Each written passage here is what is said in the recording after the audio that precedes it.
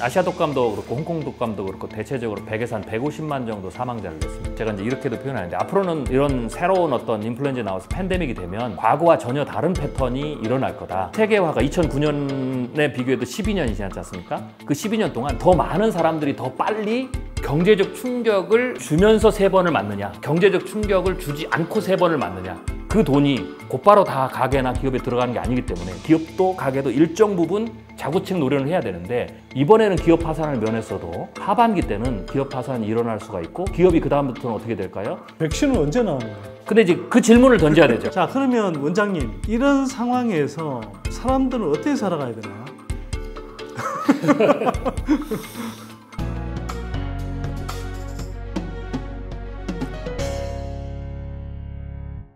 안녕하세요. 선대인경제연구소 선대인 소장입니다. 오랜만에 선대 인터뷰 진행해 보겠습니다. 자, 특정 사안 또 토픽에 상당히 깊은 해안과 통찰을 갖고 있는 분들을 모셔서 이야기를 좀 들어볼 텐데요. 자, 오늘은 미래학자 최윤식 원장님 모시고 코로나 사태 이후 어떤 세상이 펼쳐질 것이고 또 지금 세계는 어디까지 와 있는지 좀 진단해보는 시간 갖도록 하겠습니다. 자, 제 옆에는 최윤식 원장님 나와 계신데요. 아시는 분들 많이 아시겠지만 한국을 대표하는 미래학자로 굉장히 좀 많이 알려지신 분이고요. 워낙 뭐 하신 활동들이 많아서 제가 저도 늘 자주 가까이 이렇게 보는 편인데도 이분 이렇게 소개하려면 조금 들여다봐야 됩니다. 공부하신 영역이 되게 넓어요. 미래학, 경영학, 철학, 윤리학, 신학 다 공부하셨고요. 그 다음에 세계 전문 미래학자 협회라는 게 있습니다. 영문 이니셜로는 APF라고 되어 있는데요. 여기 아시아 쪽 대표하는 이사회 임원이 되신 거죠. 네. 그만큼 또 미래학자들 사이에서도 또 실력을 인정받고 계시는 분입니다. 안녕하세요.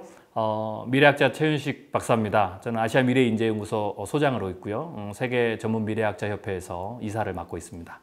근데 이번에 보니까요, 책을 새로 내셨네요. 네네. 네. 앞으로 3년 대담한 투자라는 책인데요. 야, 저는 지금 3년 동안 책을 못 내고 있는데 사실 저도 조만간 한 2-3달 사이에 아마 책을 잇따라 2권 정도 낼 것 같습니다. 네네네. 잘못하면 이게 원장님 책하고 제 책이 겹쳐서 막 경합하는 거 아닌지 모르겠는데 너무 앞서가 있지 마십시오. 네.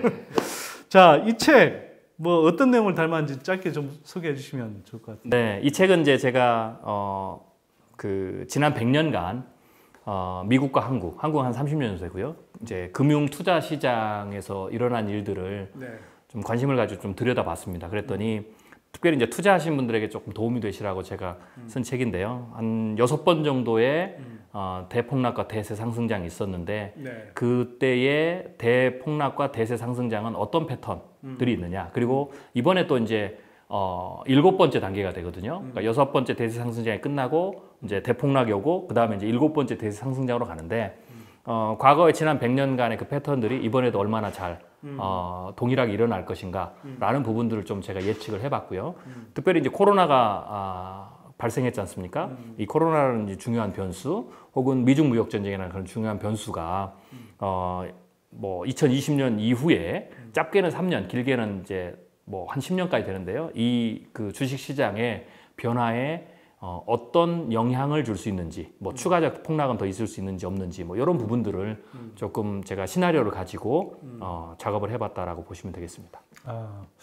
투자에 관심 있는 분들은 상당히 좀 참고할 수 있는 내용들이 담겨 있을 것 같습니다. 역사에서 배우고 미래를 읽는다고 하죠.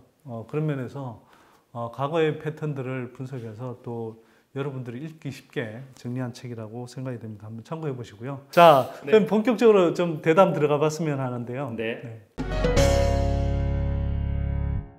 코로나 사태, 지금 앞에서 제가 말씀드렸다시피 한국에서는 상당히 좀 진정됐습니다. 그리고 미국이나 유럽도 지금 여전히 이제 좀 많이 늘어나고 있다고는 하지만 그래도 최악의 상황은 이제 조금 벗어나지 않았냐. 이런 이제 더 정확히 하면 한 곱이 넘었죠. 네네. 그래서 이제 보통 우리가 피크라고 하는데 피크는 찍고 좀 그래도 좀 내려오고 있는 상황이다. 근데 이제 뭐 브라질이라든지 또 뭐 인도라든지 새롭게 이제 확진자 수가 또 러시아라든지 예. 확진자 수가 무더기로 쏟아져 나오는 또 지역이 이제 또 있습니다. 그래서 세계 전체적으로는 오히려 확진자 수가 일일 확진자 수가 제일 많이 쏟아져 나오는 네. 날을 또 최근에 기록하기도 했습니다. 그렇죠. 그죠? 그래서 이게 코로나 사태가 생각보다 참 파장이 오래 간다 이런 생각이 드는데 이 코로나 사태 지금 어느 정도까지 와 있고요. 앞으로도 네. 어떻게 계속 뭐 2차, 3차 감염이 일어날 것인지 네. 좀 말씀을 한번 해주시면 사실 좋겠습니다. 중국에서 발병 최초 시점이 뭐 1월이냐, 뭐 작년 12월이냐, 뭐 이런 네. 얘기는 있지만 일단 대체적으로 우리가 일단 뭐 1월부터 시작했다라고 보면 지금 5월인가 한 5개월 됐죠. 굉장히 긴 시간입니다. 그런데 이제 코로나가 백신이 나오고 백신이 완전 접종돼서 계절성 독감 수준으로 제어가 가능한 그 기간을 총 기간을 본다면은요. 지금 4분의 1 정도? 네, 지난 5개월이 거의 끝 무렵이 아니라 4분의 1 정도 왔다고 보면 됩니다. 4분의 1? 네, 앞으로 한 4분의 3이 더 남았다 이렇게 보시면 됩니다. 한참 지겹게 온 것 같은데 네. 이제 4분의 1 왔다? 예. 그 많은 사람들이 들으면 좀 힘 빠지는 이야기인데 왜 그런 그렇죠. 건가요? 네, 왜냐면 이제 제가 지난 한 100년간에 네. 그 팬데믹 땐 전염병, 네. 인플루엔자 전염병이죠. 네. 그걸 좀 분석을 좀 해봤어요. 뭐 저뿐만 아니라 아마 방송에서도 좀 네. 많이 들으셨을 거예요. 좀 멀리는 1918년, 19년 스페인 독감, 그리고 최근래에서는 우리 기억이 있는 것은 2009년 네. 신종 인플루엔자, 네. 그리고 그 중간 단계가 두 개가 있는데요. 그 중간쯤에 1950년대 아시아 독감하고요. 네. 1960년대 홍콩 독감이 있어요. 네. 일단 아시아 독감도 그렇고 홍콩 독감도 그렇고 대체적으로 100에서 한 150만 정도 사망자를 냈습니다. 요 정도 급에 되는 네 번의 팬데믹 전 세계에 대유행을 했던 그런 전염병을 살펴보면 공통적으로 이제 이런 전염병의 특성은 일단 백신이 없다라는 거죠. 그리고 인간에게도 면역력이 항체가 형성되지 않은 거죠. 그러니까 완전히 신종이죠. 뉴한 거죠. 그렇기 때문에 보통은 이런 전염병은 기본적으로 어떻게 해서 끝나냐면 백신을 맞아서 집단 면역력을 갖든지 네. 아니면 실제로 감염이 돼서 집단 면역력을 갖든지 둘 중에 하나입니다. 네, 전염병 자체가 한번 발병을 하면 네. 스스로 종식되지 않거든요. 그게 기본적인 속성입니다. 네. 그래서 대체적으로 백신이 없는 경우에는 2009년은 백신이 있어서 그래도 조금 된 거고요. 나머지는 백신이 없었거든요. 그러면 어떻게 되냐면 대체적으로 짧게는 1년 6개월, 길게는 2년 정도의 시간을 가지면서 전염병이 계속 그 유행을 해요. 네. 그러면 최소 3차에서 그러니까 대유행 3차 그리고 많으면 4차. 이제 여기서 얘기하는 것은 지금 우리가 이번에 지금 1차 대유행인데 네. 다시 좀 올라오잖아요. 그럼 이걸 2차 유행이라고 그러는데 이런 2차 유행 말고요. 정확히는 1-1 유행이라고 봐야 돼요.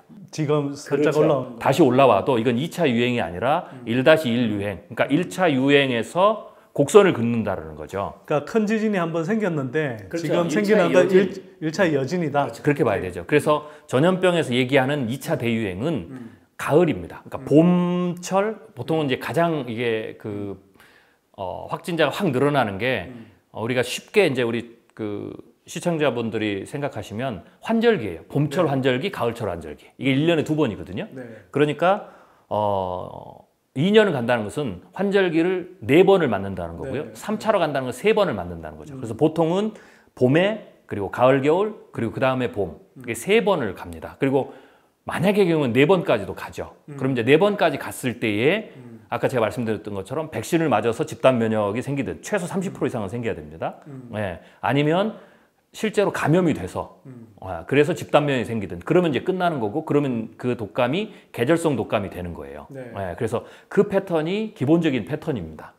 그래서 이번도 역시 봄에 시작이 됐고요. 그래서 제1차 유행 그리고 제2차 유행은 가을 겨울철에 오죠. 그리고 제3차 유행이 다음 해에 내년에 봄철에 옵니다. 그럼 보통은 이제 제가 4번을 분석을 해보면 네 번의 이전 전염병. 그렇죠. 이전 전염병을 분석해 보면 일단 패턴은 그렇게 되고요. 3차 유행은 기본적으로 무조건 갑니다. 방법이 없습니다. 그러니까 3차까지는 간다. 그렇죠. 근데 이제 지금까지 4번은 1차는 그러니까 피해 규모, 즉 피해라고 그러면 이제 확진자 수가 많고 사망자 수의 총량이죠. 전 세계적으로. 전 세계 총합입니다. 그러면 가장 큰 게 2차 유행이었어요. 앞으로 이번으로 보면 가을 겨울. 그리고 두 번째로 큰 게 그 다음에 이번으로 보면 내년 봄철, 내년 2, 3, 4, 5 이게 두 번째로 규모가 크고요. 가장 작은 게 첫 번째 시작하는 제1차 유행, 지금의 2, 3, 4, 5월이죠. 네. 그래서 규모도 그렇게 된 겁니다. 그런데 이제 이게 이제 기본적인 패턴인데 이제 이번에 좀 다른 점은 제가 이제 이렇게도 표현하는데 앞으로는 이런 새로운 어떤 인플루엔자 나와서 팬데믹이 되면 과거와 전혀 다른 패턴이 일어날 거다. 라고 제가 이제 그 예측을 하는데요. 그건 뭐냐면 아까 제가 말씀드린 것처럼 지난 100년간의 큰 제가 4번의 팬데믹을 말씀드렸으면 1차가 가장 적고 2차가 가장 크고 3차가 그 다음 중간 단계라고 그랬죠. 그게 이유가 있어요. 왜냐하면 전염병은 어쩌든지 간에 최초의 감염자가 나오지 않겠습니까? 그리고 이 전염병, 이 바이러스는 혼자 막 한국에도 오고 혼자 막 미국으로 날아가고 그러지는 않습니다. 전부 다 사람에게 감염을 시켜서 감염자가 이동을 계속하면서 그렇죠. 그래서 이제 세계로 퍼지는 거거든요. 이 속성이기 때문에 최초의 발원 지역에서는 최초의 한 사람이 감염이 되면 그 사람이 그 봄철, 보통 이제 2, 3, 4월 정도 돼요. 그 기간 안에 바이러스가 생존력이 굉장히 좋을 때, 즉 전파력이 굉장히 좋을 때, 증폭력이 굉장히 좋을 때죠. 이때에 얼마나 많은 사람들끼리 접촉을 통해서 감염이 되느냐라는 것으로 연결돼요. 그러다 보니까 처음에는 최초의 한 사람이니까 지난 100년간은 이게 갑자기 전 세계에서 발원을 안 해요. 왜냐하면 그 지역에서만 일단 발원을 하게 돼 있어요. 그래서 그 지역에서 막 오다가 이게 봄철 환절기를 지나가면 아무리 날씨에 영향을 안 받는다고 하지만 영향을 받아요. 그러니까 죽는 건 아니지만 활동력이 줄어든다는 거죠. 그리고 거꾸로 더 중요한 건 인간의 대응력이 좋아요. 면역력이. 그래서 약간의 소강 상태로 가는 거죠. 그래서 1차 봄에 발원하다가 그거는 국지적으로 그 지역에서 혹은 그 근처에서 확산을 하다가 얘가 다시 소강 상태로 들어가요. 그러다가 이제 소강 상태가 지금 보면 이제 6, 7, 8, 9가 되죠. 여름철에. 그런데 이제 그때도 역시 어떻게 되겠습니까? 사람들이 교류를 하죠. 그러니까 뭐 미국에서 중국으로 가기도 하고 중국 사람이 한국에 오고 한국에서 있는 사람이 감염된 사람이 유럽으로도 옮기고 막 이런. 그래서 이게 지금 얘기하는 스텔스처럼 그냥 스물스물해서 퍼져요. 그래서 2차 유행기가 되면 가을 겨울이 되면 이때는 진원지가 전 세계에 이제 깔려져 있는 거죠. 그렇기 때문에 그 유행철이면 전 세계가 동시에 발원을 합니다. 그러니까 1차 유행기 때의 감염자나 사망자 숫자는 그 국지적이잖아요. 근데 2차는 전 세계가 동시에 발원하니까 당연히 총합이 가장 크죠. 사망자도 가장 많고. 과거의 사례가 그렇죠. 과거의 사례죠. 그리고 3차 때는 이미 또 전 세계 발원이 됐잖아요. 네. 그런데 2차 때 굉장히 많은 사람들이 감염됐기 때문에 이제 어느 일정 수준의 2차가 시작할 때는 전 세계가 방어병이 하나도 없잖아요. 전부 다 새로. 그러니까 근데 2차 때는 감염이 어느 정도 되니까 당연히 그 블럭들이 군데군데 생기니까 바이러스가 감염하는 어떤 그 율이, 그러니까 전파력이 좀 떨어지겠죠. 그래서 2차가 전 세계에서도 두 번째로 크는 거죠. 이게 이제 기본적인 패턴이었어요.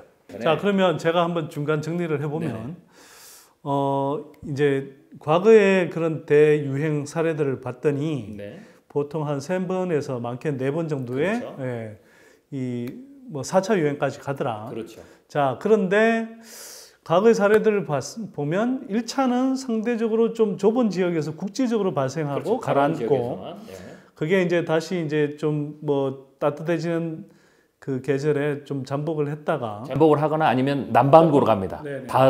반대는 다시 봄이니까. 네, 좀 소강 국면을 보였다가 다시 2차에서 이제 상대적으로 이제 폭발을 하면서 2차 이제 유행이 가장 크죠. 예, 그런 확진자 수를 보였다가 이듬해 봄 또는 이듬해 다시 한절기로 이어지면서 이제 3차 가는데 3차는 상대적으로 2차에서 이미 많은 사람들이 감염된 상태이기 때문에 상대적으로 좀 2차에 비해서는 규모가 작아지는. 그렇죠. 그래도 1차보다는 큰 거죠. 네네. 이런 패턴을 보였다. 네. 여기까지가 이제 좀 정리하면 그렇게 되는 것 같고요. 네. 자, 그러면 근데 이번 팬데믹 같은 경우는 1차 때부터 그렇죠, 다르죠. 세계적으로 네. 굉장히 이제 많이 퍼졌습니다. 네.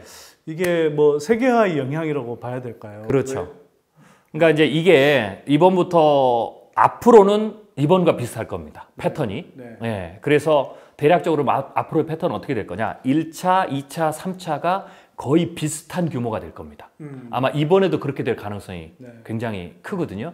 이유가 뭐냐면 아까 제가 말씀드렸듯이 전염병이 그렇게 1차가 가장 작고 2차가 가장 크고 3차가 그다음 크고 난 이유는 전염병이 발원하는 어떤 그 진원지의 차이거든요.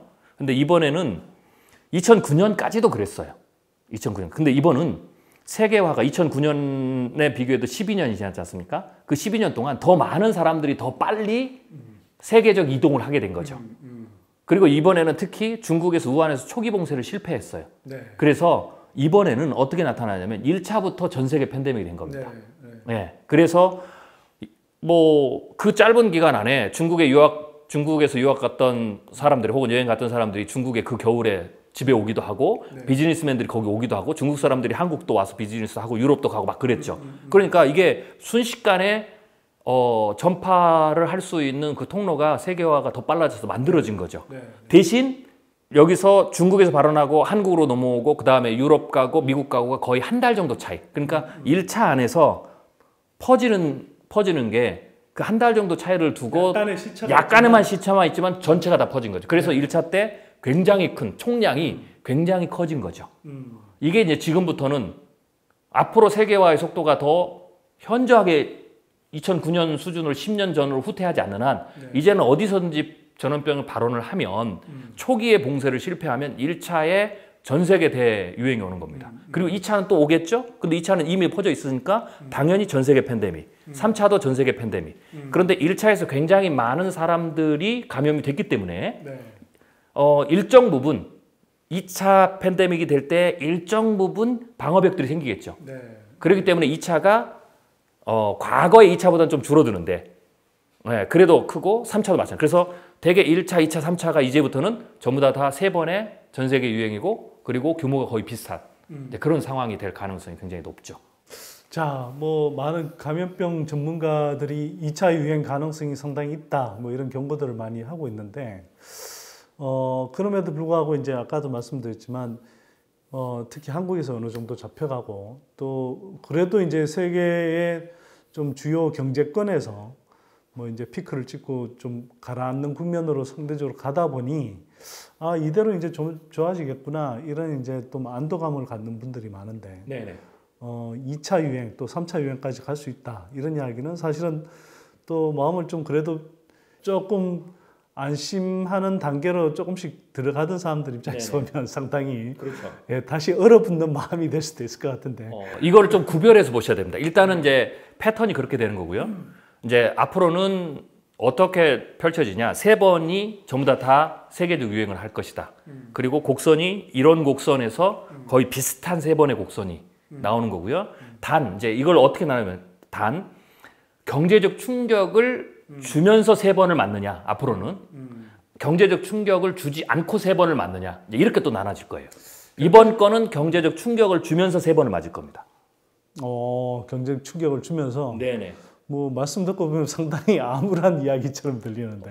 이제 이게 왜 그러냐면요. 그러면 그 두 개를 어떻게 나눌 거냐? 네. 그러면 이번 사례가 굉장히 그 좋은 사례예요. 앞으로도 전염병이 신종 전염병이 인플루엔자가 올 건데 이번에 왜 그러면은 경제적 충격이 있느냐? 쉽게 얘기하면 2009년 신종 플루 때는 경제적 충격이 이번만큼 안 했습니다. 네. 그런데 이번은 왜 그랬느냐? 차이가 있어요. 그게 그 신종 인플루엔자가 그 전파력이 차이예요. 그러니까 전파력이 이번이 굉장히 센 거거든요. 이번보다 전파력이 약한 거면 경제적 충격 없이 그냥 3번.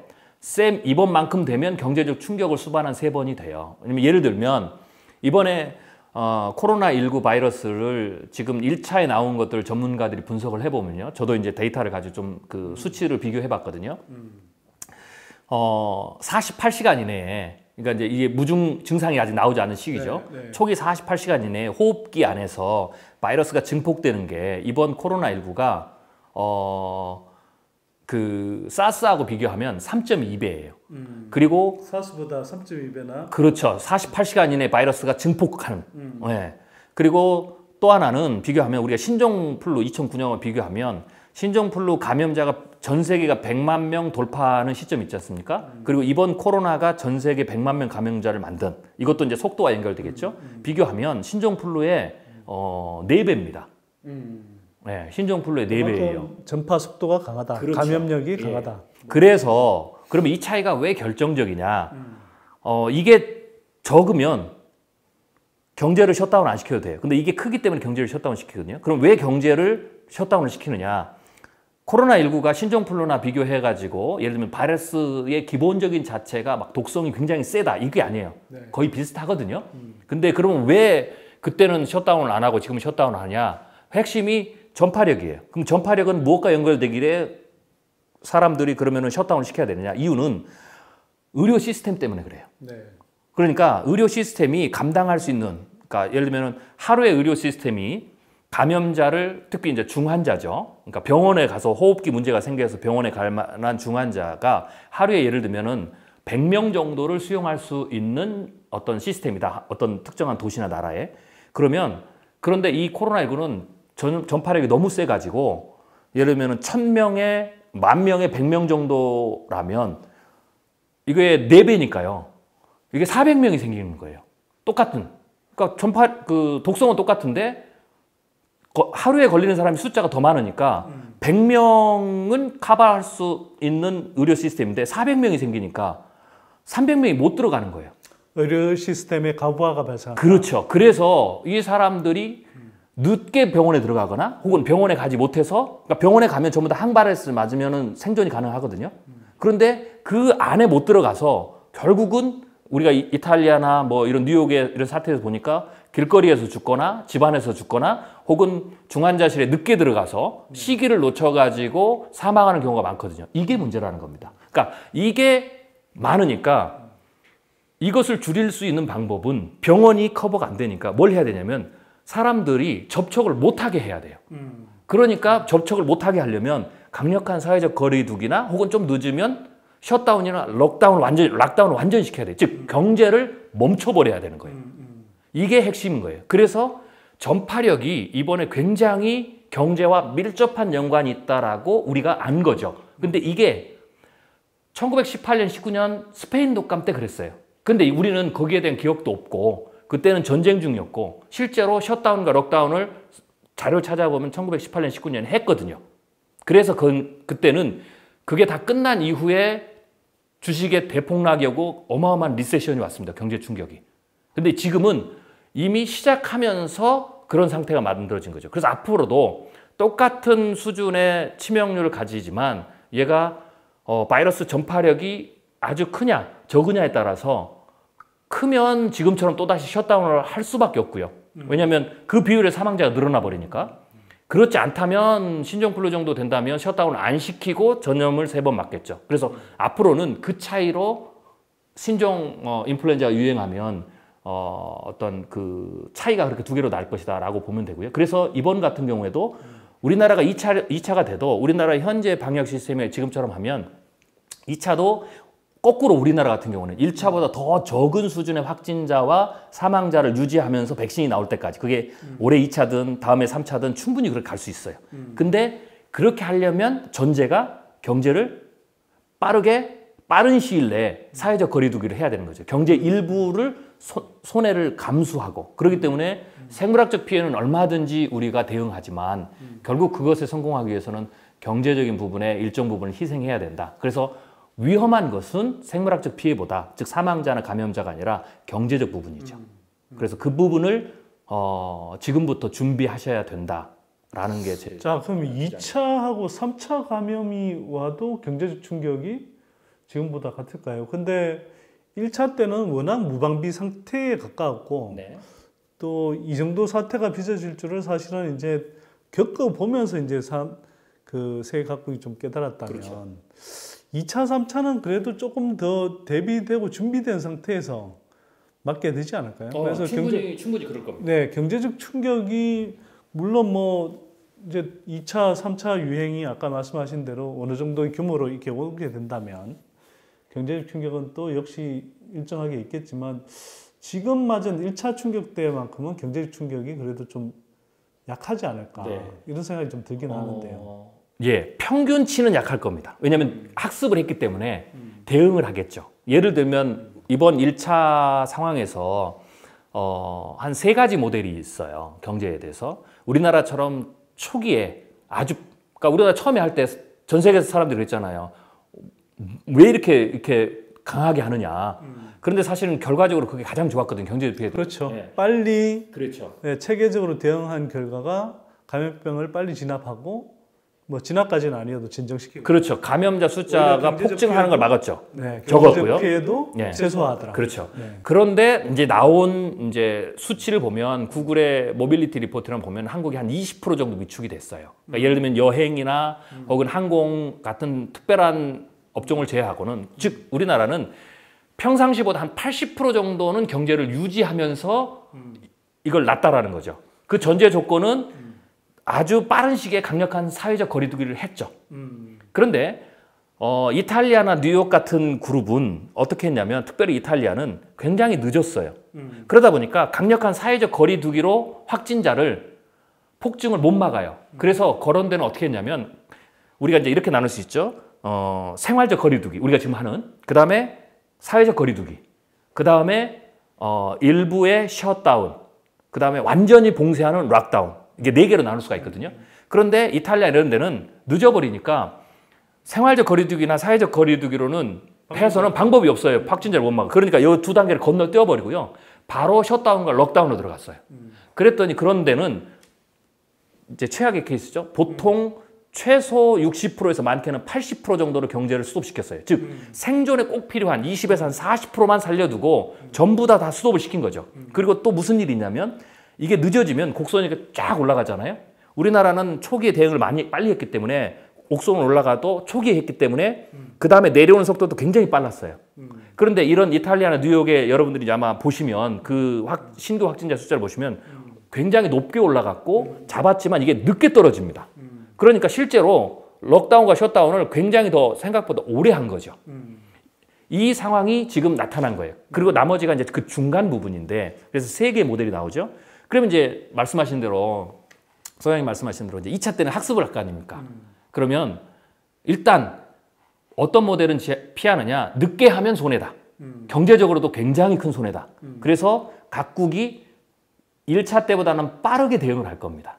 그래서 규모 자체가 상당히 좀 줄어들겠죠. 그런데 이제 왜 전 세계 규모는 크냐? 그러지 못한 나라도 굉장히 많이 있다라는 거예요. 아프리카라든지 뭐 이런 나라, 남미나 이런 나라들. 그러니까 그런 데서 좀 많이 올라오죠. 그래서 총량은 커지는데 어쩌든 간에 선진국도 대응을 한다. 그러면 이제 어떻게 대응을 할까라는 거 우리가 추정을 해볼 수 있어요. 그럼 첫 번째, 한국을 생각해 보죠. 한국은 잘했으니까 가을에 와도 이번처럼 잘할 것이다. 근데 이번보다 더 잘할 수는 없어요. 한국은 너무 잘했으니까 그러면 한국은 제일 잘해도 역시 20% 정도의 경제적 위축을 갖고 간다. 한국은 이보다 더 잘할 수가 없거든요. 네. 그리고 미국이나 유럽은 한번 경험을 했으니까 좀 줄이겠죠. 그런데 한국처럼은 안 돼요. 왜냐하면 한국처럼 강력하게 감염자를 추적한다든지 혹은 동선을 공개한다든지 이런 강력한 그 사회적 거리두기나 혹은 추적 시스템을 그러니까 역학조사를 할 수가 없어요. 문화상. 네. 그렇기 때문에 한국만큼은 나오지 못한다. 그러나 1차 때 맞았던 만큼 60% 정도로 경제를 프리즈하는 건 안 되겠죠. 그러면 대체적으로 보면 중간선이 되겠죠. 선방하면 30%에서 한 50% 정도. 그게 아마 유럽이나 미국이 이번 교훈을 통해서 줄일 겁니다. 그래서 평균치는 경제를 위축시키는 건 줄어요. 근데 문제가 뭐냐? 왜 경제 충격이 클 것이냐라고 생각을 우리가 해야 되냐면 준비를 해야 되냐면 제가 아까 말씀드리기를 3번의 대유행 말씀드렸죠. 그리고 2차와 3차를 말씀드렸어요. 2차는 가을, 겨울. 3차는 그 다음에 봄, 환절기. 그러면 월로 보면 10월 말에 시작을 해서 빠른 데는 조금 더 일찍 하겠죠. 아무튼 10월 말이 시작하니까 피크, 2차 피크는 11월, 12월이 되는 겁니다. 그리고 길게 가면 1월. 그리고 잠깐 쉬었다가 그 다음 바로 봄 한절기니까 대체적으로 2주나 한 달 정도 휴지기가 있어요. 그리고 난 다음에 바로 3차로 넘어가요. 그럼 3차가 2차 유행과 3차 유행은 붙을 가능성이 붙어 있죠. 그래서 2, 3, 4가 돼요. 그래서 결국은 어떻게 되냐? 두 개가 하나처럼 여겨요. 그래서 사람들은 한 번 맞은 걸로 생각하죠. 그러니까 그 기간을 2차와 3차가 붙어 있다고 봐야 되니까 만약에 그때까지 백신을 접종을 불가하면 10월부터 11월, 10월, 11월, 12월, 1월, 2월, 3월 그러니까 6개월 내지 8개월이 지속돼요. 이 구간이. 지겹겠다. 네, 2, 3차가 있으니까. 그러면은 전체 평균은 한 달 평균 경제를 스톱시키는 것은 1차보다 낫지만 1차는 지금 3개월 정도 했잖아요. 대부분의 나라가 3개월이나 4개월 했단 말이에요. 그런데 2차는 대부분의 나라가 6개월, 많으면 8개월을 맞아야 돼요. 그러니까 평균치는 줄었지만 그게 지속되는 기간은 더 늘어났죠. 그래서 사실 총량으로 보면 지금과 같거나 지금보다 더 클 수가 있죠. 이게 하나고요. 또 하나는 이 경제 위기가 이 정도 발생하면 어쩌든지 셧다운이나 럭다운이나 사회적 거리두기 했으니까 경제에 충격이 있겠죠. 실물 경기에. 그러면 이제 그 실물 경제를 구제를 해야 되지 않습니까? 백신 나올 때까지 버티고 있어야 돼요. 그러면 버티게 해야 될 주체가 중앙은행하고 그 다음에 정부란 말이에요. 자, 그런데 문제는 뭐냐면 중앙은행이 2차가 되면 내놓을 카드가 없어요. 1차 때 다 쏟아서 부었단 말이죠. 미국의 연준으로 보면 연준이 남은 카드는 딱 두 가지밖에 없어요. 하나는 마이너스 금리예요. 지금 마이너스 금리를 못 쓰고 있는 거고요. 두 번째로는 주식 시장에서 이것도 역사상 최초인데요. 주식을 연준이 직접 개입해서 매입하는 거죠.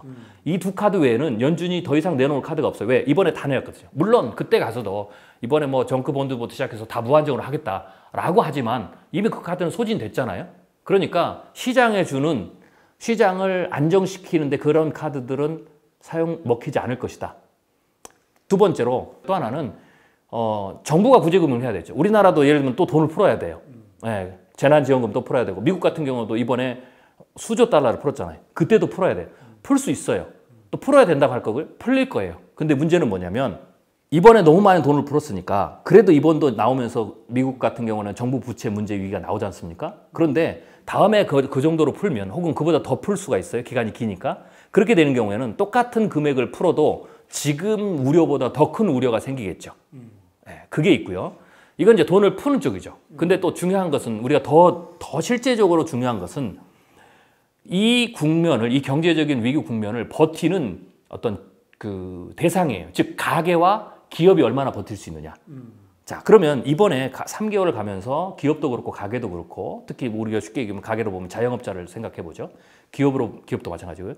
이번에 기업이 3개월 동안 뭘 했습니까? 정부가 구제금을 하고 또 뭐 중앙은행이 돈을 풀어서 금리를 낮추고 지원 정책을 했지만 그걸로 다 모자라잖아요. 그래서 이번에 어떤 일이 벌어졌냐면 기업들이 땅도 팔고 자산을 판 거예요. 현금을 확보해야 되니까. 그 다음에 알짜배기 기업도 팔고 막 이렇게 됐죠. 그 다음에 자영업자들은 얼마 안 되지만 모아놓은 돈을 적금도 깨고 보험도 깨고 막 이렇게 했단 말이에요. 그래서 버텼단 말이에요. 그러니까 그게 한 3개월 정도 버틴 거예요. 자, 그러면 여기서 끝나면 문제가 없어요. 그런데 2차가 와서 이걸 6개월 가면 문제는 그때 팔 자산이 없어요. 팔아서 버틸 자산이. 그 다음에 가게들도 이제 더 이상 이번에 또 마이너스 통장도 내고 뭐 카드론도 받고 했지만 그때 가서는 이걸 쓸 수가 없어요. 사실은 그게 진짜 문제예요. 그러면 그 부분들을 연준과 각국 중앙은행과 그리고 정부가 막아야 되는 거죠. 그래서 그런 부분들에 있어서 사실은 그런 부분을 넣으면 전체적인 평균은 줄어들었지만 실질적으로 체감하는 경제적인 위급 상황은 오히려 하반기가 더 큰 있죠. 그래서 저는 그게 진짜 문제라는 겁니다. 돈을 풀 수도 있고 금리도 내릴 수가 있고 정부가 더 많은 돈을 막 풀 수 있지만 그 돈이 곧바로 다 가게나 기업에 들어가는 게 아니기 때문에 기업도 가게도 일정 부분 자구책 노력을 해야 되는데 자구책에 대한 부분들을 이번 1차에 다 소진을 했기 때문에 2차 때는 자구책을 할 수가 없는 상황이 많아지죠. 그래서 이번에는 기업 파산을 면했어도 하반기 때는 기업 파산이 일어날 수가 있고 기업이 그다음부터는 어떻게 될까요? 살으려면 이제는 구조조정을 해야 돼요. 그래서 실업의 문제는 오히려 하반기 때, 2차 때 더 많이 나타날 가능성이 있다라고 일단은 추정을 해야 됩니다. 거기서부터. 미국 국민의 4분의 1이 이미 실업자가 돼 있는데 그거보다 더 실업자가 늘어날 수 있다 이 말씀이죠. 그렇죠. 이제 여름 때 다시 올라왔다가 일부 재개되면 들어갔다가 다시 겨울 때 그런 상황이 되면 미국도 방법이 없습니다. 둘 중에 하나. 이번처럼 늦게 해서 맞든지 아니면 초기에 백신이 나오기 전까지는 초기에 사회적 거리 두기를 해서 일부를 셧다운을 시켜야 되겠죠. 물론 그러면 실업을 만들어내는 총량은 1차보다 적겠지만 이번에 1차 때 만들어진 실업의 규모가 여름 시절에 완벽하게 다시 코로나 이전으로 돌아갈 수 없거든요. 그럼 거기에서 다시 재누적이 되는 거죠. 그 상황이 반복된다라고 봐야 됩니다. 야, 원장님 말씀을 들으니까 이게 이 방송을 보시게 되는 분들은 우울하실 것 같기도 한데. 네. 자, 그러면 이게 여기서 이제 좀 이런 의문이 듭니다. 이제 기존의 예를 들어서 골드만삭스나 또는 뭐 맥킨지라든지 또는 뭐 미국 뭐 연준에서 뭐 센트루이스 연준이든 뭐 일부 연준에서 전망하는 여러 가지 이제 시나리오들을 보면 대체로 이 코로나 사태로 인한 충격이 1분기 말부터 와서 2분기의 경제적 충격이 엄청나게 커졌다가 하반기로 가면 3분기 그리고 4분기로 가면 갈수록 급반등을 해서 물론 이제 분기 기준으로 보면 이른바 이제 1분기 특히 2분기에 워낙 이제 뭐 깊이 이제 그렇죠. 예, 망가졌기 때문에 크게 망가졌기 때문에 그 대비 효과로 흔히 이제 기저 효과라고 하죠. 그렇죠. 기저 효과로 3분기, 4분기에는 또 가파르게 회복을 해서 이제 뭐 갈 수 있다. 뭐 이런 식의 이제 시나리오들을 많이 이야기를 했었단 말이에요. 초기에 그렇게 됐죠. 근데 지금 연준도 스탠스가 약간 바뀌었습니다. 네. 연준도. 그래서 하여튼 뭐 어쨌거나 지금 이제 원장님의 그런 보시는 이제 미래 전망으로 보면 그렇게 가기가 굉장히 힘들고 오히려 하반기에 뭐 어찌 보면 2차, 3차가 연달아 오는 네. 이 충격파가 사실은 총량으로 보면 더 클 수도 있다. 이런 말씀이신 것 같기도 한데. 그렇죠. 네. 일단 이제 3분기라고 하면 이제 7, 8, 9가 되겠죠. 이때는 꽤 지표가 괜찮을 거예요. 리바운드. 네. 그렇지만 그 다음에 4분기 들어가면서 다시 내려가는 네, 이제 그런 경우가 있죠. 그러면 왜 그럼 두 개의 시나리오 차이가 뭐냐? 핵심은 백신이 나오느냐 안 나오느냐예요. 그러니까 백신이 가을 유행 즉 11월, 12월 전에 생산이 완료가 되면 네, 생산이 완료가 되면 사실은 V자 반등으로 이제 끝납니다. 2차, 3차가 와도 경제를 셧다운 안 시켜도 돼요. 근데 나오지 않는다면 그러면 이제 제가 말씀드린 대로 그 시나리오를 생각하셔야 돼요. 그래서 결정적인 차이는 백신의 차이입니다. 그래서 제가 지금까지 말씀드린 것은 백신이 안 나온다라는 전제를 가지고 그때까지 2차 전에 안 나온다는 전제를 가지고 말씀드린 거고요. 그래서 이제 백신은 언제 나오는 거예요? 근데 이제 그 질문을 던져야 되죠. 그래서 시장이 지금 갈팡질팡 하는 거예요. 그래서 여러분들이 보셔야 될 게 실제로 최근 주식 시장도 이게 백신이 어느 정도 빨리 나올지에 대한 가능성 그렇죠. 그리고 지금 어쨌거나 이제 이야기되고 있는 뭐 렘데시비르 그 다음에 이제 또 모데르나에서 얼마 전에 내놓고 사실 이제 이게 뭐 거의 사기 아니냐 뭐 이런 이제 좀 논란까지 있었습니다만 그 백신이 얼마나 빨리 나올지 그리고 얼마나 그게 효과적으로 빨리 보급이 돼서 이 바이러스 퇴치에 기여할 수 있을지 이 전망에 따라서 계속 좀 왔다 갔다 하는 것 같기도 합니다. 그렇죠. 그러니까 백신이 없으면 그러니까 이렇게 된 거예요. 백신이 있든 없든 2, 3차는 와요. 무조건 옵니다. 네, 바이러스 특성상. 백신이 있으면 2, 3차 때 경제를 셧다운 안 시켜도 된다 이 말이에요. 그리고 당연히 감염자도 줄겠죠. 네. 백신이 없으면 2, 3차를 그대로 다 맞아야 된다. 그러면 감염자를 줄이려면 셧다운을 빨리 해야 된다. 사회적 거리두기를. 그러니까 시나리오가 아주 심플한 거예요. 그걸 가지고 생각을 하셔야 돼요. 그래서 이거는 그럼 백신이 나올 수 있겠느냐. 뭐 여러 가지 나왔지만 일단 뭐 저는 백신 전문가가 아니라 제가 그 전염병 전문가나 백신 전문가들이 방송이나 신문이나 국내외에서 하는 얘기를 전체적으로 취합해 보면 대체적으로 백신이 일단 가장 많은 분들이 빌 게이츠를 포함해서 뭐 CDC에서도 그렇고 그다음 파우치 소장도 그렇고 이런 분들이 얘기하는 게 백신을 개발보다는 실제로 제어를 하려면 상용화가 돼야 돼요. 맞을 수 있어야 되죠. 그렇죠. 네. 그 시점을 아주 빨리 잡아야 내년 봄을 잡아요. 그리고 가장 급진적으로 얘기하는 사람이 이제 세계에서 한 사람이 있어요. 트럼프 대통령. 네, 가장 급진적으로. 그렇게 말씀하시면 그렇고요. 그분도 어떻게 되냐? 그분만 지금 내년 2차 유행 전에 나온다고 얘기해요. 근데 계산을 내년 2차죠? 아니 올해. 2차. 그러면 올해 2차 한번 우리가 거꾸로 계산을 해보죠. 합리적으로. 그러면 2차 유행이 10월 말이니까 11월 잡고요. 그러면 11월, 12월이 대유행. 이번 같은 속도면 2개월이면 끝나요. 지금 현재 코로나19에. 그러면 2개월이면은 거의 그냥 이번 같은 큰 충격이 끝나는데, 그러면 10월 말에 백신이 2차 유행을 셧다운하러 가려면 10월 말에 인구의 30% 정도가 백신 접종이 끝나야 돼요. 백신 접종이. 이번에 보시면 백신은 2번 맞습니다. 2번 맞아야 항체 형성돼요. 그것도 제하고 1번 맞으면 된다라고도 우리가 가정해보죠. 그러면 10월 말에 30%가 끝나야 돼요. 그러면 10월 말에 30%가 끝나려면 일단 기본적으로 백신을 30% 정도로 맞추려면 3개월 정도 생산을 해야 됩니다. 네, 왜냐하면 각 국가마다 백신의 생산의 한계가 있으니까. 우리나라 같은 경우는 2009년으로 한 500만 도주. 인구에 비례하겠죠? 그러니까 미국 같은 경우에는 30% 맞추려면 1억 병이 있어야 되거든요. 그럼 이걸 생산하는데 한 달에 절대 생산이 안 돼요. 그래서 기본적으로 아주 빨라야 3개월 정도를 봐요. 그러면 백신 생산 시작이 언제 되어야 되냐면 10월, 그 다음에 9월, 8월 초부터 백신 생산을 해야 돼요. 그래서 3개월 생산해서 맞춰야 뭐 백신을 맞고 넘어가서 전혀 셧다운을 안 하는 거죠. 그러면은 10월, 8월, 7월이면 그러면 임상 실험이 언제 끝나야 되느냐? 그 6월에 끝나야 되잖아요. 이게 말이 안 되는 겁니다. 그래서 지금 모더나가 나와도 모더나 사장도 그런 얘기를 했어요. 일상 성공을 하면서 그 가장 어찌됐든지 간에 뭐 주가 유상증자를 하기 위해서 어떻든 간에 일단은 가장 먼저 언론에 나온 거 아니겠습니까? 임상 1차에 성공한 걸로. 그것도 성공이라고 평가하기는 좀 그렇지만 그게 그러면 그것을 가장 빠른 기준, 왜냐면 그보다 더 빨리 했으면 다른 데서 언론에 발표를 했겠죠. 그렇기 때문에 그걸 기준으로 잡으면, 그러면서 모더나 회장이 뭐라고 그랬느냐, 3상의 종료는 12월쯤 간다 그랬어요. 그 회사도 3상 종료가 12월이에요. 그럼 12월 이후부터 3개월 동안 생산한다는 거죠. 그러면 12월이면 아까 제가 말씀드렸듯이 2차 유행이 정점을 찍어요.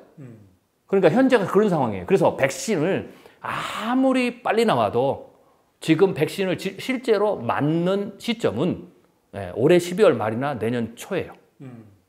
그러면 2차는 그냥 받는 거죠. 네, 충분히 뭐 집단적으로 이렇게 좀 면역이 형성될 수준으로 맞으려면 한 3, 4월은 그렇죠. 내년 봄까지는 가는 거예요. 자, 그렇게 따지면 이제 3차 유행의 중반 정도, 초중반 정도까지는 경제에 대해서 프리즈를 걸어야 되는 거죠.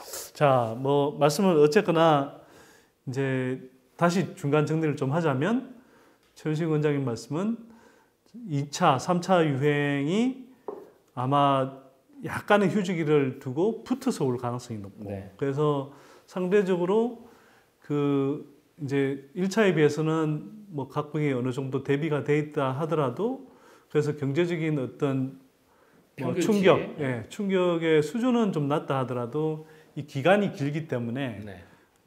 충격의 총량은 오히려 커질 수도 있다, 이런 네. 말씀을 하셨고, 백신이 가장 빨리 개발된다 하더라도 12월 말에 개발되고 실제로 그게 상당한 뭐 집단적으로 이렇게 면역을 형성할 수 있는 수준까지 백신이 보급될 때까지는 아무리 빨라도 내년 한 3, 4월 정도 그렇죠. 될 거기 때문에 네.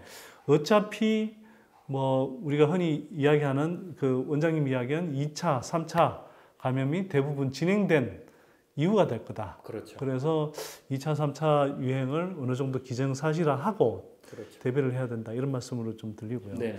자, 어쨌거나 뭐 제가 이제 원장님을 좀 모신 이유는 이게 과거의 어떤 뭐 감염병 패턴을 분석하신 후에 이제 지금 뭐 이 미래학자로서 여러 가지 시나리오들을 네. 전망하셔서 드린 말씀이고요. 이 전망이 뭐 현실에 별로 안 나타나면 좋겠으나 또 이게 이런 전망이 과거의 패턴을 통해서 이렇게 분석해 보면 상당히 설득력 있는 분석인 것 또한 사실이고, 그래서 우리가 낙관적인 시나리오만 생각할 게 아니라 좀 이런 어찌 보면 듣기에는 우울할 수 있으나 한편으로는 이게 또 현실로 펼쳐질 경우에 대비해야 된다, 뭐 이런 생각이 좀 들기도 하고요. 자, 그러면 원장님, 이런 상황에서 사람들은 어떻게 살아가야 되나요? 굉장히 큰 질문을 한 번에 훅 하고 들어오시네요. 아니, 예. 그러니까요. 이게 뭐 시간이 좀 많이 없기도 하고, 한편으로는 야, 이런 거잖아요. 뭐 그냥 우리 일상생활로 조금 빗대서 이야기를 하자면, 코로나 때문에 집안에 이제 좀 뭐 갇혀 있다 보니 사람들이 갑갑한 거 아니겠어요? 뭐 흔히 이제 사회적 동물이기도 하고, 그러다 보니까 이게 가만히 앉아서 TV 드라마 보고 뭐 넷플릭스 보는 걸로도 한계가 있지. 사람들은 어쨌거나 다른 사람을 만나고 싶고 또 교류하고 싶고 또 야외 활동도 하고 싶은 거 아닙니까? 그래서 이제 이게 어느 정도 진정되고 나니까 사람들이 이제 막 쏟아져 나오고, 또 그러면서 이제 뭐 음식점도 가고 뭐 일상생활을 어느 정도 이제 찾고 있는데, 다시 이제 뭐 2차, 3차 유행이 온다. 이랬을 때 그러면 사람들은 어떤 자세를 가져야 되는 건지 참 뭐 어찌 보면 지금도 겨우 힘든 고비를 좀 넘겼다 이런 뭐 약간의 안도감을 겨우 이제 갖고 있는 수준인데, 다시 이제 또 그런 유행이 온다면 어떻게 해야 되나요? 일단 좀 이렇게 그 두 가지 정도로 좀 나눠 봐서 생각하면 좋을 것 같아요.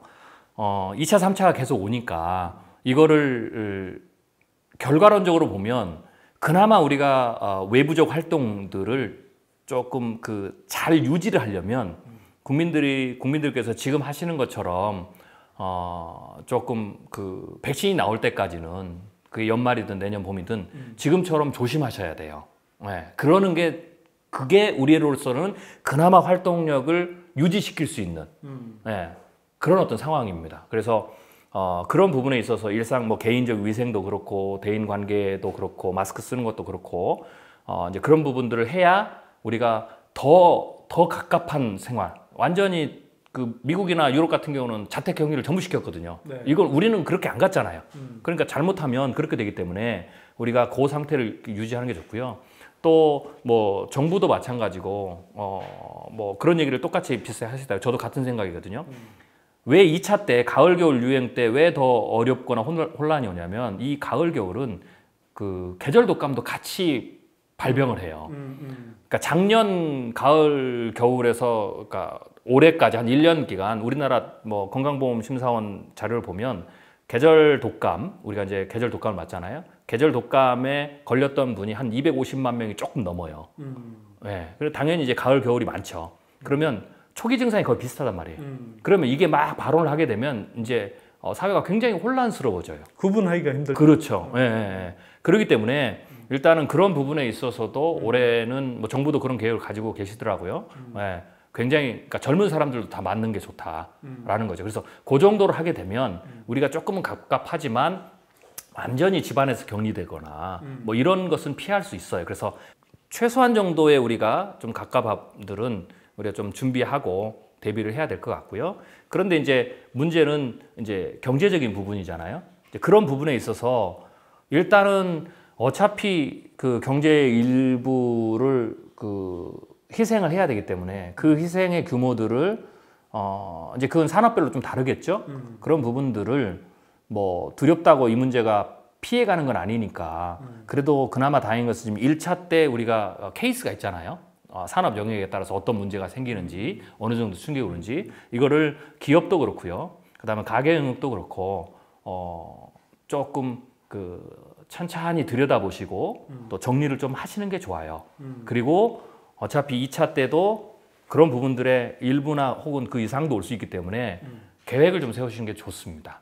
네. 그런데 물론 그러니까 이 말은 제가 뭐냐면 그나마 괜찮은 거는 1차 유행과 2차 유행 사이에 지금도 지금 5, 6, 7, 8, 9 많게는 10 그러니까 요때까지는 경제 상황이 조금 나아지거든요. 리바운드도 나오고 그러면 그때 매출도 늘고 이익도 조금 늘릴 수 있죠. 이때에 여력을 마련하시는 게 좋아요. 가을을 겨울을 대비할 수 있는 최소한 2, 3개월은 이번처럼 갈 수 있다. 동면 준비를 해야 돼요. 그렇죠. 예, 예. 왜냐하면 일단은 살아남는 게 중요하거든요. 예, 그렇기 때문에 최대한 그런 부분에 있어서 조금 준비를 하는 것. 예, 그리고 국가와 뭐 정부나 기관과 그리고 국민들이 또 기업들이 힘을 합쳐서 일단 내부적인 충격을 최소화시키는 것. 예, 그래서 내부의 경제가 좀 돌아야 되잖아요. 그래서 그런 것들을 좀 미리미리 사전에 조금 저는 그렇게 생각합니다. 좀 더 치밀하게 그 부분을 준비하면 그래도 최악의 상황은 일단 피할 수 있지 않을까라는 생각입니다. 뭐 요약을 하자면 10월 정도까지는 그래도 경제 활동을 어느 정도 할 수 있을 그렇죠. 테니 그때 다가올 겨울에 대비하라. 그럼요. 그때까지는 좀 다시 체력을 좀 비축하는 게 좀 필요하죠. 저 원장님 말씀 이렇게 좀 뭐 요약을 해보니 The winter is coming. 예, 겨울이 온다. 예, 이렇게 이야기하다 보니까 넷플릭스 그 드라마 시리즈가 생각나네요. 왕자의 게임. 그게 아주 유명한 구절이 The winter is coming이죠. 예, 겨울이 온다. 자, 겨울이 오기 전에 한 10월 정도까지는 좀 경제적 활동을 어느 정도 할 수 있으니 그때 좀 필요한 자금이라든지 자산을 좀 축적해 놓고 또 리스크에 대비하는 그런 시간들을 좀 가져야 되겠다 이런 말씀을 좀 하신 것 같고요.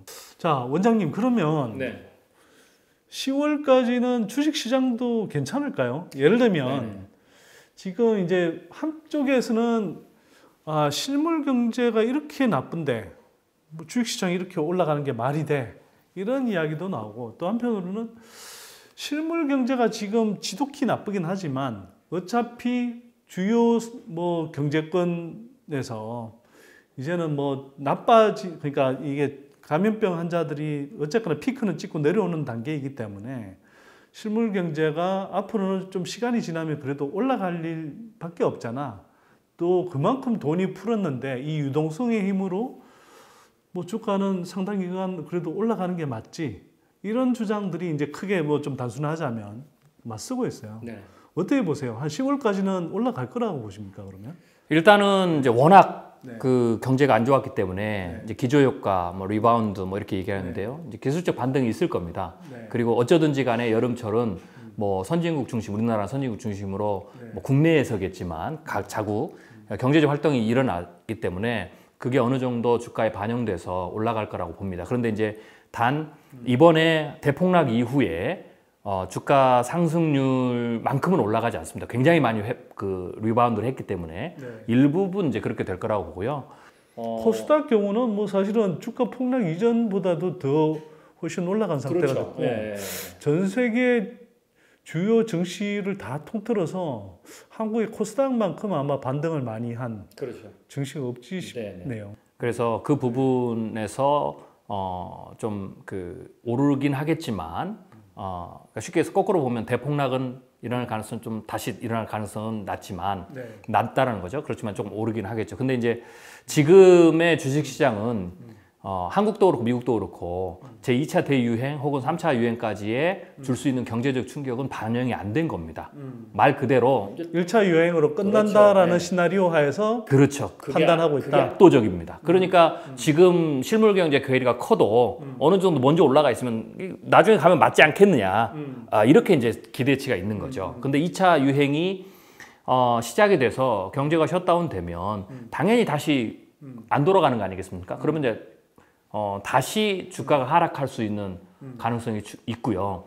자, 그러면 그 말씀대로면 2차 유행이 뭐 시작될 수 있는 한 10월 정도 이전까지는 그래도 뭐 주식시장이 큰 폭의 뭐 급락 뭐 거기까지 아니더라도 큰 폭의 조정을 안 겪고 올라갈 수도 있다 이렇게 보시는 건가요? 뭐 큰 폭은 아니더라도 뭐 중간 조정들은 있겠죠. 왜냐면 지금 변동성이 너무 크니까. 그러니까 그런 수준, 지금 우리가 있는 큰 폭의 변동성. 거기서 예를 들면 뭐 그 변동성 요건은 미중 무역 전쟁이 이제 격화되거나 지금까지는 미중 무역 전쟁 이슈가 나와도 경제 재개에 대한 이슈가 압도적이었거든요. 그러니까 모든 것을 다 그냥 그렇죠. 그 기대감이 모든 이슈를 다 빨아들였는데 이제 그 기대감이 미국이든 한국이든 상당히 다 반영이 됐어요. 그러면 이제부터는 이제 실적이 좋은 데는 올라가긴 하겠지만 굉장히 이게 경계 모드, 디펜스 모드로 갈 거거든요. 그러면 그게 이제 조금 더 멀게는 2차 대유행이지만 그 이전에 미중 무역 전쟁의 어떤 심화라든지 또 이번에 김정은이 또 그 핵에 대한 무력 도발에 대한 이런 부분에 대해서 이번에 좀 시그널을 보냈잖아요. 근데 그런 문제, 그 다음에 미국과 이란의 중동에서의 재충돌 문제, 즉 트럼프가 재선에서 이기기 위해서 하는 여러 가지 행동들이 시장에 충격을 줄 거예요. 그래서 앞으로 조금만 더 지나면 경제 재개 이슈는 2, 3위로 내려가고요. 그리고 가장 시장을 압도할 수 있는 이슈가 미중 무역 전쟁이 될 가능성이 굉장히 높아요. 그러면 결국은 그 발언을 할 때마다 혹은 거기에 진전이 있을 때마다 시장이 크게 요동치겠죠. 그래서 그 정도는 계속 간다. 그렇지만 여전히 경제가 계속해서 지표를 좋게 내보낼 거니까 리바운드 나오는 그래서 받쳐주겠죠. 그래서 약간 이렇게 우상향 큰 폭으로 할 가능성이 있다라는 거죠. 미중 무역 전쟁과 이제 그런 주식시장의 그런 상황 관계를 보면 또 거기에 대한 어떤 트럼프의 스탠스를 보면 약간 좀 딜레마 상황일 수도 있겠다는 생각이 들어요. 왜냐하면 어차피 이제 올해 11월에 이제 벌어지는 미 대선에서 트럼프는 이기고 싶어 하는 거고. 또 트럼프는 그런 면에서 주가 관리를 누구보다도 이렇게 신경 쓰는 역대 대통령이다. 이런 평까지 들 정도 아닙니까? 자, 그러면 근데 한편으로는 뭐 자기의 이제 정치적 기반인 러스트 벨트라든지 팜 벨트라고 하는 뭐 농업지대 이런 쪽 지지표를 얻기 위해서는 중국 때리기를 하는 게 여전히 필요하고 또 뭐 일반 전체 미국민들의 정서를 보더라도 반중 견제 심리는 이제 상당히 팽배해 있기 때문에 그게 뭐 트럼프로서는 이슈 측면에서는 나쁘진 않으나 만약 이제 미중 갈등이 진짜 되게 격화돼서 이게 주식시장의 악재가 될 정도가 되면 또 한편으로는 결국 이제 사람들이 체감하는 어떤 자산시장에서 느끼는 어떤 경제의 그 추락 이런 것들은 또 트럼프한테 이제 부담이 될 거라는 거죠. 그래서 그런 면에서는 뭐 제가 생각하기에는 미중 갈등을 아주 막 끝까지 뭐 극단적으로 나쁜 상태 끝까지 몰아붙이기보다는 적절한 어떤 엄포와 또 적절한 어떤 타협의 메시지들을 번갈아 가면서 관리하는 수준으로 가지 않겠냐 이런 생각이 좀 드는데 어떻게 보세요? 저도 극단적으로 갈 거라고는 보지는 않아요. 오히려 이제 극단적으로 밀어붙이는 것은 저 같은 경우에는 재선에서 당선된 이후가 아마 될 가능성이 크다. 왜냐하면 그때는 거칠 것이 없거든요. 그리고 그때는 트럼프가 업적을 만들어야 돼요. 행정부 2기차에. 그래서 굉장히 강력한 미중 무역 전쟁을 실시할 가능성이 높고요. 그 전에는 소장님 말씀하신 대로 관리를 할 거예요. 근데 이제 밸런스가 좀 다를 거다라고 보면 됩니다. 밸런스가 예를 들면 코로나 이전에는 주식 쪽의 밸런스를 좀 높게 가졌어요. 근데 이미 코로나로 주식시장이 크게 망가졌잖아요.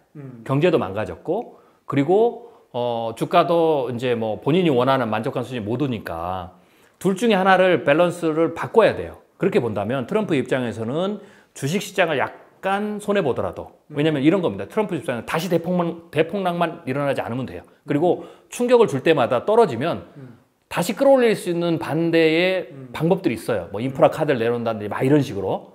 그래서 막 뭐 2만 선이 깨지고 막 이런 식의 대폭락만 아니라면 그 선에서 관리할 가능성이 크고요. 대신 중국을 많이 때릴수록 결국은 표를 집결시키는 쪽이 더 나았다라고 판단할 가능성이 지금 높죠. 그래서 코로나 이전과 이후는 똑같이 주식시장을 생각하는데 밸런스가 달라진다.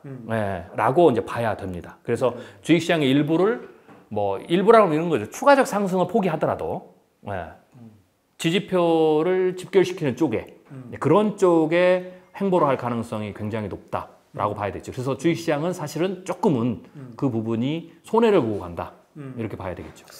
뭐 하여튼 미중 갈등이 다시 이제 지난해처럼 뭐 미국도 그렇지만 한국 주식시장에도 상당한 부담이 될 수는 있겠지만 뭐 어쨌거나 그게 급락 폭락으로 이어질 가능성이 없다면 뭐 하여튼 관리하는 수준으로 갈 거다 이렇게 이제 말씀하시는 것 같고요. 그렇죠. 만약에 그러니까 트럼프 이슈에서는 대폭락이 없지만 만약에 대폭락이 가을 전에라도 있게 된다면 제가 눈여겨보고 있는 그 요인은 바이러스 변종입니다. 그러니까 지금 모든 주식시장의 기대는 어쩌든지 올해 말이든 내년이든 백신이 나온다는 얘기거든요. 그게 굉장히 반영돼 있는데 만약에 그게 그런데 통하려면 변종이 안 나와요. 그렇죠. 그래서 만약에 변종이 크게 일어나서 현재로서는 가능성이 굉장히 낮습니다. 뜻밖의 미래를 하나 말씀을 드리는 거예요. 만약 그게 생기거나 혹은 중간에 2차, 3차 임상에서 실험 결과가 굉장히 안 좋게 나온다라는 그런 시그널이 나온다거나 혹은 거기 안에서 부작용의 문제가 굉장히 크게 부각되겠죠. 즉 백신이 시장의 기대치보다 더 늦게 나온다라는 시그널이 나오면 그때는 와르르 무너질 수 있습니다. 그런 부분도 그때는 이제 미중 무역 전쟁이 이제 더 시너지를 내는 거죠. 그래서 2차 유행하기 전에도 주식시장에 어떤 큰 위기가 올 수 있다라는 것이죠. 그래서 시청자분들은 그런 부분에 대한 시그널도 민감하게 보시는 게 좋습니다. 그런 부분을 좀 유념해서 봐야 되겠군요. 네네. 자, 이 질문 마지막으로 좀 드리면서 맞춰보면 어떨까 싶은데요. 제가 이제 조금 궁금했던 부분인데 이럴 가능성은 없을까? 예를 들면 지금 트럼프 행정부 같은 경우는 아까 말씀하셨지만 뭐 의도적인 정치적 속내 때문인지는 모르겠으나 네네. 어찌 보면 가장 낙관적으로 향후의 사태를 이제 지금 전망하고 있는 거 아니겠습니까? 백신에 대해서요? 뭐 백신이든 뭐 앞으로의 어떤 뭐 코로나 사태 그 뭐 진정 정도든 네. 그래서 지금 어쨌거나 이제 뭐 경제를 재개하겠다 이렇게 하고 있는데 이 한편으로는 그런 정서가 미국이든 또 영미권 국가들 중심으로 해서 상당히 있는 것 같아요. 뭐냐면 이렇게 굶어 죽느니 아파 죽는 게 낫겠다. 그래서 차라리 좀 아프더라도 그거 웬만큼 감수하고 그냥 다들 안 굶어 죽고 가자. 약간의 뭐 그래서 감염병 사태가 계속 이렇게 뭐 좀 일정한 수준으로 번지더라도 그냥 그래도 웬만큼 경제를 가동시키면서 가자. 이런 입장들이 상당히 있는 것 같고 네네. 트럼프도 사실은 뭐 그걸 속내로는 어찌 보면 그런 카드로 계속 쓰고 싶어 하는 눈치인 것 같아요. 이럴 가능성은 없는지. 네네. 그러면 물론 이제 코로나 사태는 더 뭐 예측한 것보다 더 번질 수도 있고 더 악화될 수 있을지도 모르겠으나 또 한편으로는 어쨌거나 이제 2차 때는 좀 더 준비를 해서 나름 이제 코로나 뭐 사회적 거리 등기 등등을 해서 충격파를 좀 줄이면서 그래도 경제를 웬만큼 가동할 수 있지 않느냐 이런 생각이 있는 것 같고요. 그게 성공할 가능성에 대해서 한번 좀 여쭤보고 싶고 약간 그리고 뭐 국내 상황에 초점을 맞춰서 좀 이야기를 하자면 이게 2차 유행, 3차 유행을 말씀하셨는데 이게 이제 세계적으로 쫙 퍼지기 위해서는 그 사이에 인적인 교류들이 되게 많이 활발하게 일어나야 되잖아요. 그러니까 소강 국면에서 다시 뭐 전 세계가 이제 서로 개방을 해서 뭐 다시 이제 사람들이 오가면서 이게 뭐 감염병이 다시 확산될 어떤 씨앗을 뿌려놓는다면 모르겠지만 지금 봐서는 뭐 세계적으로 이렇게 인접 나라들은 모르겠으나 신뢰가 쌓인 인접 나라들은 모르겠으나 국경을 전면적으로 이렇게 개방하기가 여전히 쉽지 않은 것 같거든요. 그러면 특히 한국 같은 경우에 뭐 이른바 K 방역이라는 브랜드까지 생길 정도니까 뭐 그러면 외부에서 이렇게 유입되는 감염병 환자가 많지 않고 내부적으로는 지금처럼 이렇게 상대적으로 좀 잘 통제한다면 세계적인 2차, 3차 유행의 파고를 굉장히 좀 약하게 그리고 1차 때보다 더 약하게 지나갈 수 있지 않을까 이런 의문이 사실 좀 드는데요. 네. 두 번째 질문부터 제가 이제 제 시나리오를 말씀드리면 두 번째가 한국이 가능한 겁니다. 전 충분히 가능하다고 봐요. 그러려면 대신 전제가 있어요. 그렇게 가능하려면 뭔가를 했기 때문에 그렇게 가능하겠죠. 그 첫 번째, 현재처럼 완전히 국경 봉쇄는 아니지만 철저하게 외부의 사람들이 들어오지 못하도록 혹은 들어오기 어렵게 막아놓는 거죠. 검역 같은 것들 철저히. 그렇죠. 그리고 자가격리 15일하고. 제가 지금 미국에서 와서 자가격리 15일 해봤거든요. 제가 느낀 게 해외여행 못 가겠다. 한번 생각해 보세요.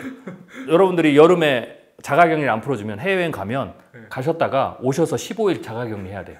근데 그 갔던 나라가 만약에 거기도 자가격리 15일이 있으면 30일을 자가격리로 있다가 여행을 하고 들어와야 돼요.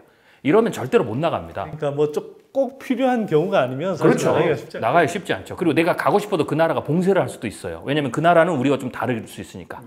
그렇기 때문에 일단 그게 전제가 되죠. 네. 두 번째로 이번에도 보셔서 알겠지만 해외에서 이제는 들어온 그 바이러스가 유입이 되냐 아니냐는 이거 의미가 없어요. 이미 우리나라 안에 바이러스가 상존해 있거든요. 그럼 바이러스가 사라지질 않아요. 겨울철까지. 네. 그렇기 때문에 만약에 겨울철에 환절기를 만나고 면역력이 떨어지고 하는 경우에는 다시 바이러스 오르죠. 그것을 우리가 예측할 수 있는 게 이번에 이태원 사태가 그걸 보여준 거예요. 다 잡아서 거의 제로에 가까이 떨어졌는데 아차 방심하니까 순식간에 지금 5차 유행, 5차 감염, 6차 감염까지 나오잖아요. 그러니까 이게 얼마든지 이미 바이러스가 우리 안에 존재하기 때문에 이제는 외부에서 들어오는 거 상관없이 충분히 우리나라도 그럴 가능성이 있다. 그러니까 겨울 한절기에 가까워지면 그 자체로 어쨌거나 그럼요. 더 이게 지금보다 더 상황이 좀 더 높아지죠. 그러면 우리가 그거를 그러면 한번 진짜 그런지 해보자. 우리나라 정부가. 그러니까 우리가 아무것도 안 해보고 경제도 사회적 거리두기도 안 하고 그냥 가봅시다. 이럴 수가 없어요. 왜냐하면 그랬다가는 문제가 굉장히 크기 때문에 이번에는 어떻게 되냐. 결과론적으로 만약에 지나봤더니 정말 우리의 예측대로는 전염병 전문가의 그러니까 지금 2차, 3차는 전염병 거의 대부분 전문가가 똑같이 얘기하는 거거든요. 이들이 틀렸다. 괜한 우리가 우려를 가졌다. 지나봤더니 감염도 하나도 안 되대. 이렇게 해볼 수가 없는 거예요. 그러니까 이거는 결과론적으로 아무리 그러더라도 해야 되는 거예요. 그러면 생활 속의 어떤 거리두기를 하든 혹은 제가 보기에는 생활 속의 거리두기로는 가을, 겨울 환절기를 나기가 힘들어요. 다시 사회적 거리두기로 가야 돼요. 그게 세게 하느냐 적게 하느냐죠. 그러면 그것을 하고 가야 되는 거죠. 그렇기 때문에 감염 숫자는 현저히 낮출 수 있어도 경제적 문제는 완전히 제가 다른 거라고 말씀을 드린 거고요. 이제 해외 사례 같은 거 트럼프로 그러면은 경제가 충격이 있으니까 그럼 가자. 이게 할 수 없는 게요. 트럼프의 대선이 11월 3일이지 않습니까? 네. 저는 이렇게 봐요. 지금 많은 사람들이 트럼프가 일부에서 지금 계속 트럼프가 대패한다라는 이제 예측들이 쏟아져 나오고 있지 않습니까? 대피? 대패. 트럼프가 대패한다. 네. 굉장히 큰 차이로 재선에 실패할 거다. 근데 이제 여러 시청자분들께서 그 정보를 받아들일 때는요. 현재 이렇게 생각하시면 돼요. 현재 지금 당장 한다면 이 정도로만 받아들이는 게 좋아요. 왜냐하면 시간이 아직 많이 남았어요. 네. 그렇기 때문에 그거는 조금 지켜봐야 되고요. 저는 오히려 트럼프의 대선에 있어서 가장 중요한 거는 2차 유행이 대선 전에 증가가 올라가느냐 대선 후에 올라가느냐 오히려 그게 더 저는 중요하다고 봐요. 그렇기 때문에 트럼프 입장에서는 그거를 이번 좀 다를 거면 좀 2차 유행 때는 이번처럼 막 확산을 그대로 놔둘 수가 없어요. 네. 그렇기 때문에 어느 정도는 디펜스를 할 거라고 보는 거고요. 논다고 해서 경제 문제가 해결되는 게 아니에요. 이번 사례를 보면. 왜 그러냐면 그거를 만약에 싹 풀어놓으면 확진자가 쫙 퍼지겠잖아요. 그러면 사망자는 훨씬 더 많이 늘어날 거예요. 일단 그게 눈에 보이고 뉴스에. 그 다음에 또 이번에 뭐가 하나 중요한 게 있냐면 보통은 이렇게 그 팬데믹 있고 나면 다 끝난 다음에 후유증이 나와요. 예를 들면은 이름 모를 질병이 나온다든지 이번에 이제 소아열병이 나왔잖아요. 이게 보통은 다 끝난 다음에 나와요. 그러니까 다 끝났기 때문에 그 다음 팬데믹이 없기 때문에 사람들이 이제 모르는 사람도 많고 그게 그 다음 행동에 대해서 영향을 크게 안 주거든요. 근데 이번에는 1차가 전 세계 유행이기 때문에 1차부터 벌써 나온 거예요. 그렇기 때문에 그게 뭐가 나왔냐면 소아와 청소년, 어린이와 청소년의 열병이 나왔어요. 근데 이거는 그 열병에 의해서 사망자도 나오고 있는데 사망자가 몇 명이냐는 전혀 중요치 않아요. 왜냐? 부모들에게 굉장히 민감한 문제예요. 지금까지는 기저질환자나 노인들, 나이 드신 분들만 위험했다라고 했는데 그렇기 때문에 젊은 사람들이나 부모들, 장년들은 크게 염려를 안 했거든요. 그러니까 경제를 여는 게 더 중요해요. 근데 이번에 그게 나왔기 때문에 2차 때 만약에 이거는 1000만 분의 1이든 100만 분의 1이든 소아와 청소년에서 열병이 나오기 때문에 이게 만약에 확산이 퍼지면 부모들이 굉장히 두려워합니다.